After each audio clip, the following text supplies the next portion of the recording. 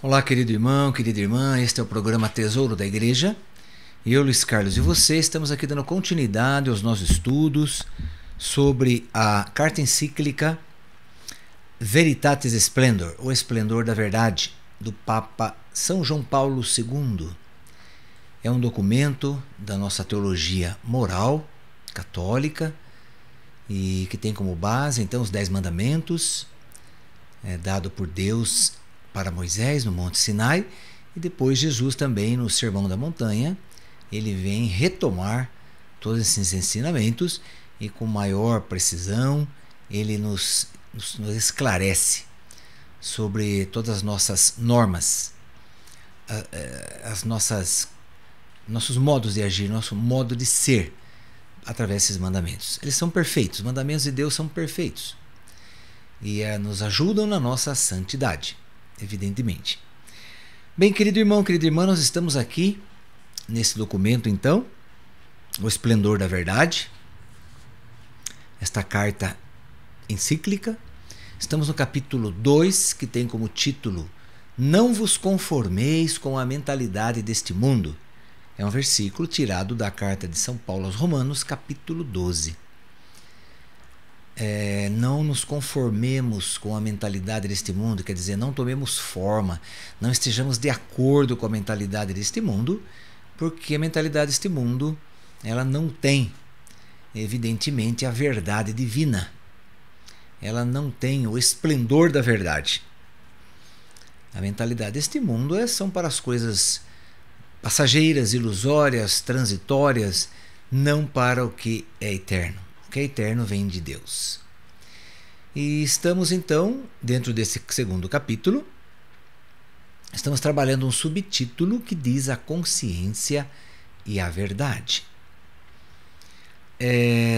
Deste subtítulo, então, a consciência e a verdade, nós estamos conversando sobre procurar a verdade e o bem. No nosso último encontro falávamos da ignorância invencível, não é? A ignorância invencível é quando não sei que aquilo está errado. Claro que se eu buscar a Deus, se eu buscar os ensinamentos da palavra de Deus, é claro que eu entenderei que eu não posso fazer estas coisas. Se bem que também nós temos dentro de nós, como já explicamos aqui, nós temos um princípio de sempre buscar o que é certo. Buscar. Agora, muitas vezes também eu não tenho coragem, não quero buscar o que é certo, então fica delimitado, né? Então, dentro dessa ignorância invencível, então eu cometo algum erro, algum pecado, que eu desconheço que seja pecado, onde daí eu posso não ser imputado de falta, posso não ser. Aí depende de Deus, né? Ele que vai me entender aí da forma correta, evidentemente. Então, para puxarmos um ganchinho aí do nosso último programa, vamos começar aqui. O mal cometido por causa de uma ignorância invencível ou de um erro de juízo não culpável pode não ser imputado à pessoa que o realiza. Pode não ser. Não vai dizer que não vai ser. Não está dizendo aqui, não vai ser imputado. Pode não ser. Mas também neste caso da ignorância invencível, também neste caso, aquele não deixa de ser um mal. Quer dizer, o mal que eu fiz, que eu digo que eu não sabia que era errado, esse mal que eu fiz não deixa de ser um mal. Uma desordem face à verdade do bem.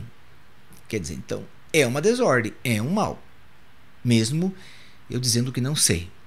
Além disso, o bem não reconhecido não contribui para o crescimento moral da pessoa que o cumpre. Então, se eu não reconheci um bem, não reconheci que aquilo era um bem, ele não me ajuda. Eu não reconheci, mas ele vai me ajudar a si mesmo. Não, não vai. Não está dizendo aqui que o bem não reconhecido não contribui para o crescimento moral da pessoa que o cumpre. Não a aperfeiçoa nem serve para encaminhá-la ao supremo bem. Assim, antes de nos sentirmos facilmente justificados em nome da nossa consciência, deveríamos meditar nas palavras do Salmo. Quem poderá discernir todos os erros? Purificai-me das faltas escondidas. Salmo 19, versículo 13. Existem faltas que não conseguimos ver e que, não obstante, permanecem culpáveis, porque nos recusamos a caminhar para a luz. João 9, 39 a 41. Bem, nos casos, por exemplo, de um relacionamento com uma pessoa, vamos supor aqui namorado, noivo ou casal já casado. Bem, de repente, o marido, vamos supor o marido está fazendo alguma coisa que está deixando a esposa muito chateada. E ele nem está imaginando que aquilo está fazendo um mal para a sua esposa. Um modo dele agir, vamos dizer assim. Vamos supor, qualquer coisa que você não veio à clareza do seu pensamento, então você não está conseguindo enxergar isso. Qualquer atitude, qualquer coisa. Por exemplo, não ajudar a lavar os pratos, vamos dizer assim, da cozinha, depois do almoço. Você almoça, senta e não quer saber, deixa para sua mulher lavar, ela que é da casa, ela que se vire. E isso causa uma chateação, vai causando uma chateação nela, vai causando um desconforto.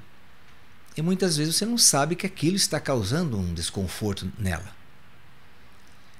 Então, quer dizer, é uma coisa que você está achando que você está certo, mas na verdade não está. Porque ao invés de você fazer o bem, você deixou de fazer o bem. Deixou de fazer. Não que você está fazendo um mal, vamos dizer assim, em tese, né? Não que você está fazendo um mal, que você pensou sobre ele, refletiu e quer fazer esse mal. Não. É um mal que você está fazendo. É mal, né? Você não ajudar, de qualquer forma, é um mal. Mas é um mal que você está ali como ignorância na sua consciência. Ignorância.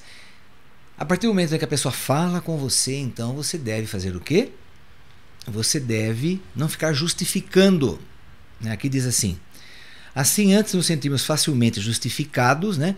Então não fique justificando. Fale, puxa vida, eu nem percebi isso, eu nem notei que você ficava chateada de eu não te ajudar. Olha, me perdoa, me desculpa, mas eu vou fazer isso com o maior carinho. Não vou fazer com raiva, porque você falou, então agora é uma obrigação minha. Não, de forma nenhuma. Se for por obrigação, melhor nem fazer, não é verdade? Vai fazer por carinho, por resposta ao seu amor. Você ama a sua esposa, então você vai fazer por carinho, não por obrigação. Ok? Por obrigação, melhor nem fazer, que daí fica incômodo, fica pior ainda, não é? Então aqui é apenas um exemplo bem simples, tá? Então existem faltas que não conseguimos ver e que, não obstante, permanecem culpáveis, porque nos recusamos a caminhar para a luz. Quer dizer, eu tenho que caminhar para a luz. Eu tenho dentro um princípio de mim que eu devo buscar a Deus sempre, que eu devo buscar a verdade das coisas em Deus, mas eu não quero buscar. Então, se eu não quero, então aí sim, né, esses tipos de pecados, né, até a própria ignorância invencível, ela não é justificada, então. Não é verdade? Porque você está se recusando a caminhar para a luz. Bem, a consciência como juízo último concreto compromete a sua dignidade quando é culpavelmente errônea. Ou seja, quando o homem não se preocupa de buscar a verdade e o bem, e quando a consciência se torna quase cega em consequência do hábito ao pecado.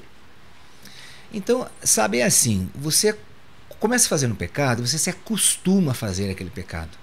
Se tornou um costume, se tornou uma rotina. Alguma coisa, algum... Não precisa nem ser pecado. Olha, não precisa nem ser pecado. Uma coisa assim,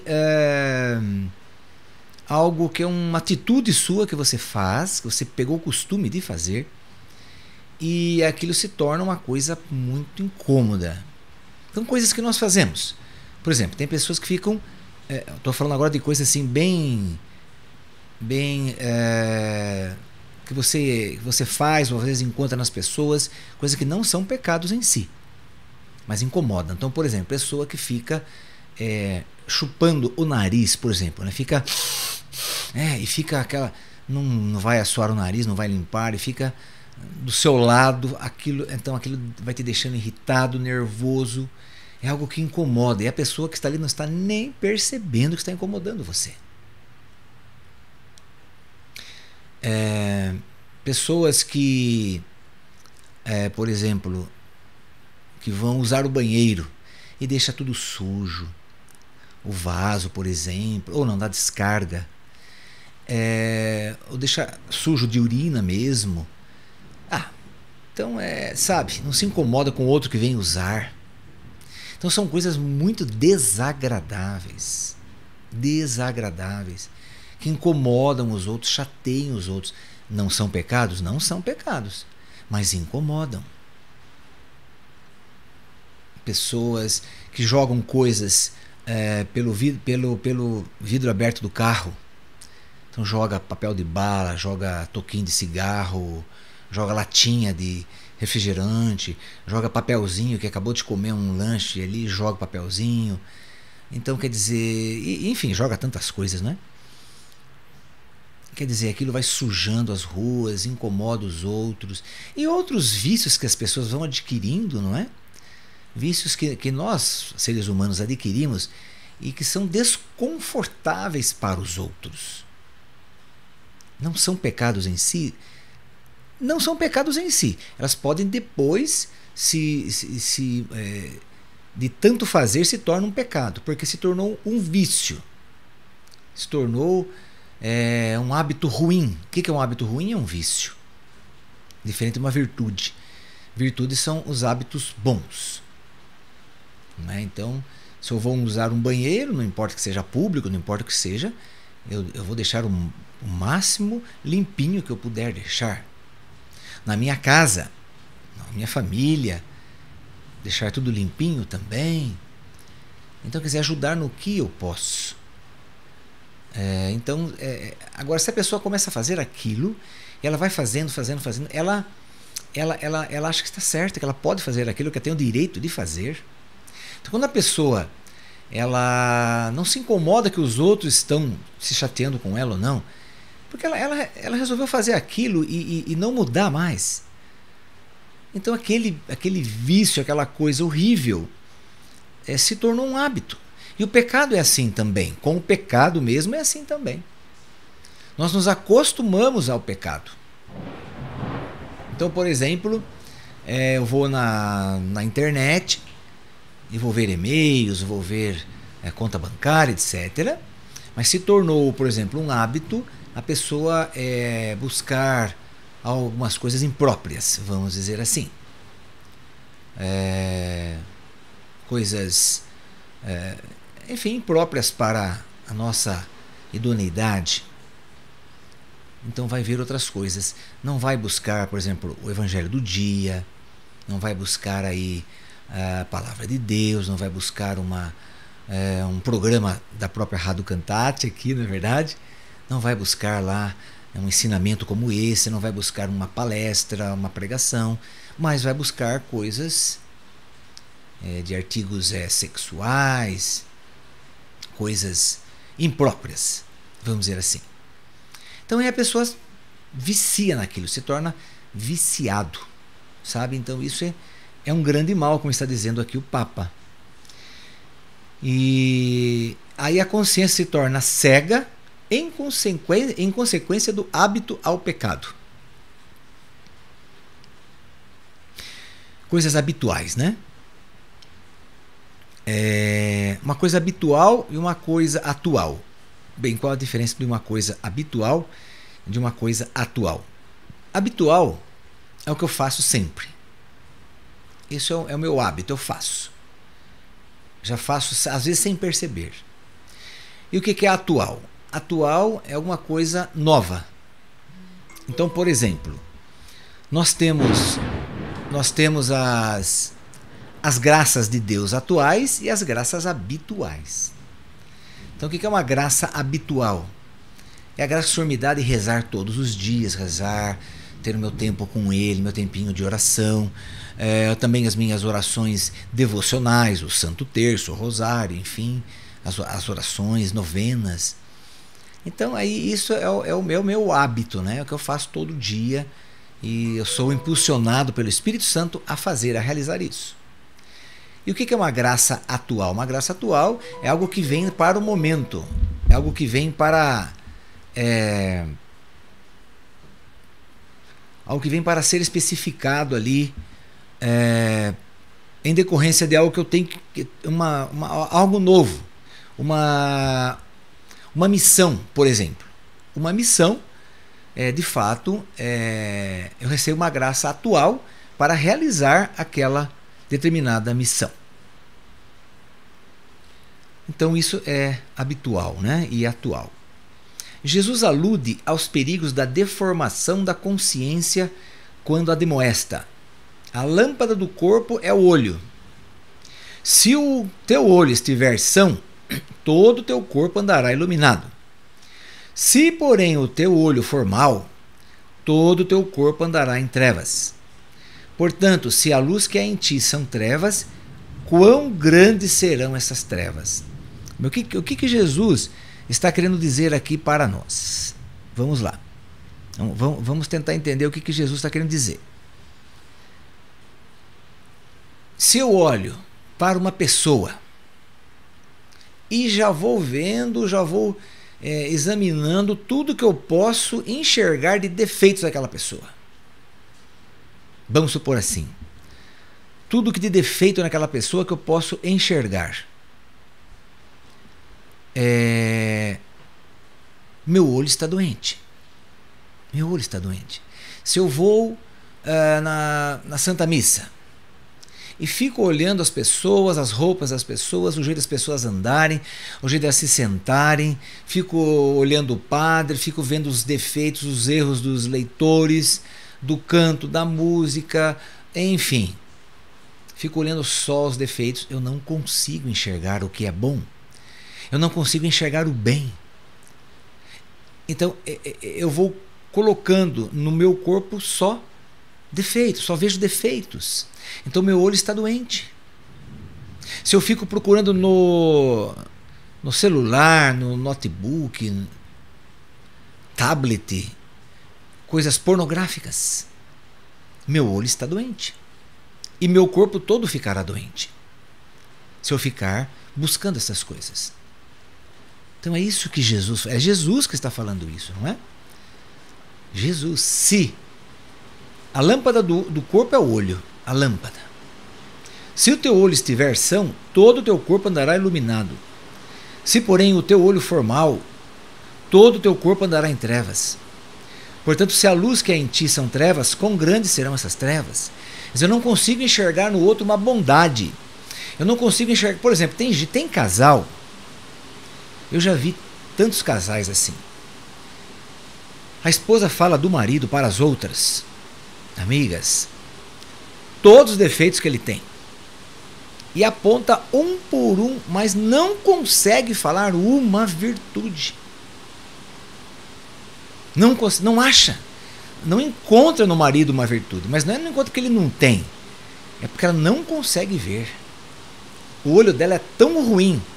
A lâmpada do olho dela está tão apagada que ela não consegue ver nada de bom no seu marido. Ou vice-versa, o marido com a esposa. Ou amigos. Não consegue ver. Irmãos de caminhada, não consegue ver. Então sim, o olho está em trevas. O olho está completamente em trevas e fatalmente todo o seu corpo entrará em trevas. É isso que Jesus está dizendo aqui para nós. Nas palavras de Jesus agora referidas, encontramos também o apelo para formar a consciência, fazendo-a objeto de contínua conversão à verdade e ao bem. Análoga é a exortação do apóstolo a não se conformar com a mentalidade deste mundo. Quer dizer, análoga é parecida, né? Mas transformar-se pela renovação da própria mente. Na verdade, o coração convertido ao Senhor e o amor do bem é a fonte dos juízos verdadeiros da consciência. Então, fonte dos juízos verdadeiros da consciência. Com efeito, para poder conhecer a vontade de Deus, o que é bom, o que lhe é agradável e o que é perfeito, é necessário o conhecimento da lei de Deus em geral. Mas aquele não é suficiente. É indispensável uma espécie de conaturalidade entre o homem e o verdadeiro bem. Quer dizer, só conhecer os 10 mandamentos, só conhecer a lei de Deus, não é importante. Não é suficiente. Não é suficiente. Saber que existem as leis de Deus, os 10 mandamentos, se até de cor eles. Mas se eu não vivê-los, de que adianta eu saber que eles existem? Então, tem que haver uma conaturalidade entre o homem e o verdadeiro bem. Esta conaturalidade fundamenta-se e desenvolve-se nos comportamentos virtuosos do mesmo homem. Então, a prudência e as outras virtudes cardeais, e antes ainda as virtudes teologais da fé, esperança e caridade. Nesse sentido, disse Jesus: quem pratica a verdade aproxima-se da luz. Então, quem pratica a verdade aproxima-se da luz. Quem não tem medo da verdade. Quem quer conhecer a verdade, ser íntimo da verdade. Quem é a verdade? Jesus. Então, ser íntimo de Jesus, ser um só com Jesus, ser uma unidade. Uma unidade. O que é ser um? É ser uma unidade, não mais dois. Eu e Jesus não somos mais dois, somos um só. Assim como o casal. O homem, depois que casou com a mulher, ele não está mais separado da mulher. Ele é homem e mulher. Não, ele é um só. Se uniram, embora fisicamente estejam em 2 corpos, eles estão unidos. Seus corações, suas vidas, daquele momento para frente, é uma vida única. Não pode ser mão de via dupla. Via de mão dupla, não pode ser. É uma via de mão única. Não pode ser uma estrada vicinal que vai e vem. Não. Tem que ser a pista de uma estrada como avenida, né? O lado direito vai, o outro de lá vem. Ok. Então você está naquela mão. Só vai, né? Só vai. Então aí sim. É isso que o Senhor quer de cada um de nós. É isso que o Santo Papa, o Papa João Paulo II, está aqui falando para nós. Quem pratica a verdade aproxima-se da luz. Uma grande ajuda para a formação da consciência tem os cristãos na igreja e no seu magistério. Ok? Vamos falar isso então no próximo programa. Ok? Vamos fazer a oração final de hoje, a Nossa Senhora. Ó Maria, Mãe de misericórdia, velai sobre todos, para não se desvirtuar a cruz de Cristo, para que o homem não se extravie do caminho do bem, nem perca a consciência do pecado, mas cresça na esperança em Deus, rico de misericórdia. Cumpra livremente as boas obras por ele de antemão preparadas, e toda a sua vida seja assim, para louvor da sua glória. Que o Senhor nos abençoe em nome do Pai, do Filho e do Espírito Santo. Amém. E até o nosso próximo programa, se Deus quiser.